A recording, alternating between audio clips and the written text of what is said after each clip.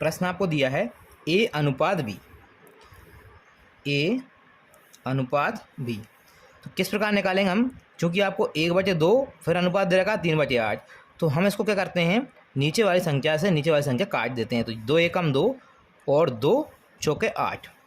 अब आपको क्या करना है, त्रिया गुणा करना है। तो ये हो जाएगा 4 एकम 4, ये आपकी ए की वैल्यू हो जाएगी। और फिर 3 का गुणा 1 से कर देना, 3 एकम 3, ये आपकी बी की वैल्यू हो जाएगी।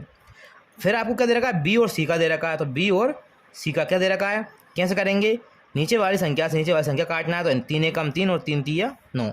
अब आपको क्या करना है, 3 का गुणा 1 से कर देना, 3 एकम 3, तो ये आपके पास बी की वैल्यू आ गई। सी की क्या आएगी, तो 5 का गुणा किससे कर देना, 1 से कर देना है। तो 5 एकम 5 आ गई।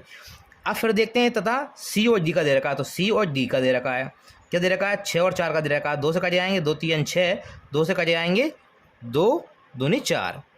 चलिए गुणा कर देते हैं, 2 का गुणा करना है 5 में, तो 2 पंजे कितने होते हैं 10, तो ये सी का मान हो गया। इसी प्रकार आपको 3 का गुणा 3 से कर देना, 3 तिया कितने होगा 9, तो ये आपको किसका मान हो गया, डी का मान हो गया।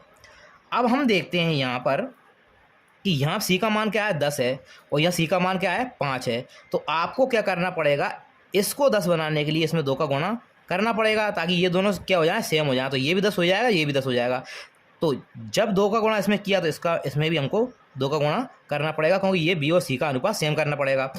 अब देखते हैं हम यहाँ देखते हैं कि यह बी का मान 3 आ रहा है और यह 3 दूनी कितना आ रहा है, 6 आ रहा है। तो हम क्या करेंगे, 2 का गुणा इसमें कर देंगे, तो ये हो जाएगा, ये भी 6 हो जाएगा और ये भी 6 हो जाएगा। तो जब इसमें 2 का गुणा किया तो इसमें भी हमको 2 का गुणा करना पड़ेगा, क्योंकि इन दोनों का आपका अनुपात दिया हुआ है। सॉल्व कर लेते हैं। देखो 4 दूनी कितना हो गया, ये हो गया आपके पास 8, 3 दूनी कितना हो गया 6, यहाँ भी आपका मान बी का मान 6 आ रहा है।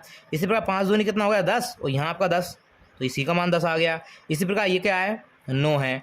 तो क्या आपका अनुपात आया 8:6:10:9, ये आपका क्या आ गया 8:6:10:9। ABCD का अनुपात आपके पास आ गया। यही आपके क्वेश्चन का आंसर है।